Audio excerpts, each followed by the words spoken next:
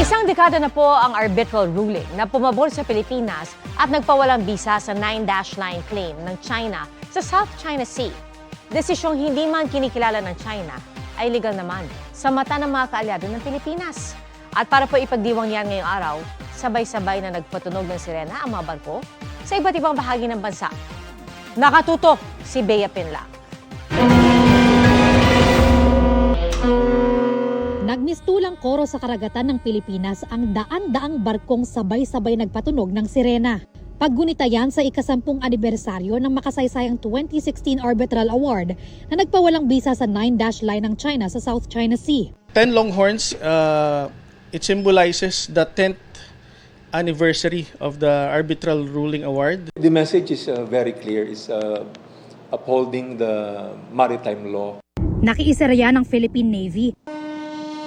Sa Subic, kasama ng Philippine Navy ang National Mapping and Resource Information Authority o NAMRIA, mga cargo vessel pati ang US Navy. May 6 na tugboats din na gumawa ng water salute, isang gesture na malalim na respeto at selebrasyon, maging ang ilang barko sa Cebu at Davao City. Sa Palawan, nagkaroon ng parada kung saan tampok sa mga float ang samot-saring yamang dagat ng Pilipinas. Sa Quezon City, bida ang mangingisdang Pilipino sa kauna-unahang West Philippine Sea Fisherfolk Monument.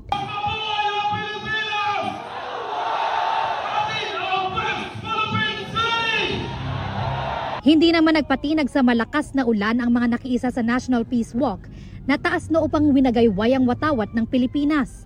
We walk together, but sometimes the simplest acts carry the strongest messages.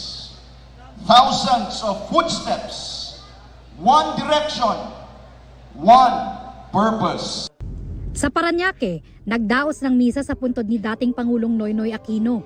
Sa ilalim ng Aquino administration, inihain ng gobyerno sa Permanent Court of Arbitration ang kaso laban sa China. We need to be firm about yung position natin, pero hindi yan mangyayari kung paiba-iba yung nagiging polisiya ng gobyerno. Hindi tayo dapat bumalik sa panahon na pinagdududahan natin yung sarili nating karapatan. I would say from where we started sa 10 years ago na talagang puro accommodation na lang at iniisahan tayo palagi.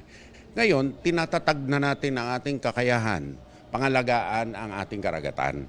At habang tumatatag tayo, bumibilis naman ang paglakas ng ibang ng mga gustong lumapastangan sa karapatan natin. No? So ito ay everyday effort. Hindi tayo pwede magpabaya kahit isang segundo. Nag-ugat ang kasong isinampa ng Pilipinas laban sa China sa standoff ng mga barko ng dalawang bansa sa Panatag o Scarborough Shoal noong 2012. Nang mag-inspeksyon kasi ang Philippine Navy sa Chinese fishing vessel noong April 10, 2012, natagpuan ang mga koral, pating at taklobong na iligal na hinangon ng mga mangingisdang Chino. Pero bago pa maaresto, nang himasok ang mga barko ng Chinese Maritime Surveillance at kalaunan ay nagkaroon ng 2 buwang standoff. Mula noon, pinanatili na ng China ang presensya nila sa pinag-aagawang teritoryo. Base sa 501-page ruling ng Permanent Court of Arbitration, invalid ang historical rights ng China sa kanilang 9-dash line. Idineklara rin ang Panatag o Scarborough Shoal bilang common fishing ground. Ibig sabihin, pwedeng mangisda ang Pilipinas, China at iba pang bansa na may traditional fishing rights sa lugar. Sinita rin ng korte ang China sa pagharang nito sa mga Pilipino na mangisda sa bahura. Ang desisyong yan, suportado ng mga kaalyadong bansa ng Pilipinas. Binigyang diin din ng mga bansa ang pagtaguyod sa freedom of navigation and overflight at iba pang nakasaad sa UNCLOS. Ang Chinese Embassy, naninindigang invalid ang arbitral ruling at dapat idaan sa bilateral negotiation ang pag-ayos sa mga gusot ng dalawang bansa. Bea Pinlac, nakatutok 24 oras.